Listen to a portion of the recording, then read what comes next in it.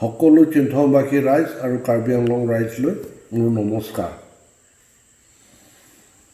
আপোনালোকে চবে গম পায় যে এই কৰোণা ভাইৰাছে পৃথিৱীখন কিমান স্প্ৰেড কৰিলে।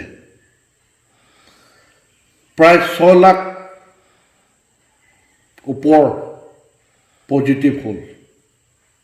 তাৰে প্ৰায় 32,000 মান লোকৰ প্ৰাণ নিলে। আমাৰ ভাৰত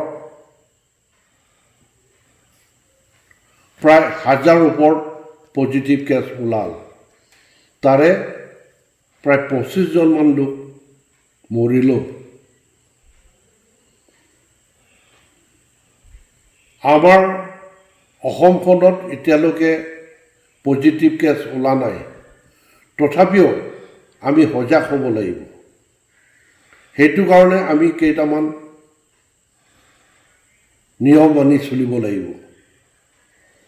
1 নম্বৰ হ'ল কি, চাবোন আৰু পানী দি আমি ঘনাই ঘনাই হাত ধুব লাগিব। 2 নম্বৰ, আপুনি আপোনাৰ ওচৰৰ মানুহৰ লগত 1 মিটাৰ গেপত থাকিব লাগিব। আৰু য'ত পাব্লিক গেডাৰিং হয় তাতলৈ নাযাব। আপোনাৰ কাহ বা চৰ্দি হ'লে মাস্ক পিন্ধিব বা ৰুমাল বা গামোচা দি মুখ ঢাকি থ'ব।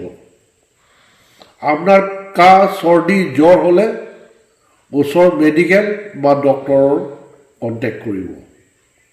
ঠিক এনেকৈ আপোনাৰ ওচৰ পাজৰ মানুহ আপুনি যদি গম পায় তেখেতসকলকো মেডিকেল বা ডক্টৰ তাত যাবৰ কাৰণে এডভাইচ দিব।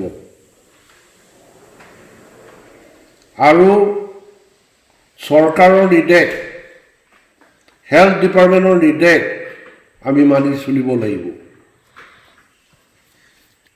ঘৰৰ পৰা বাহিৰত নোলাব। প্ৰধানমন্ত্ৰীৰ যিটো নিৰ্দেশ লকডাউন, সেইটো আমি মানি চলিব লাগিব। তেতিয়াহে আমি এই ভাইৰাছৰ পৰা বাচি থাকিব পাৰিম। গতিকে মোৰ অনুৰোধ গোটেই চিন্থনবাসী ৰাইজলৈ আৰু কাৰ্বি আংলং ৰাইজলৈ যে আমি এই নিয়মবোৰ মানি চলিম হওক। ধন্যবাদ।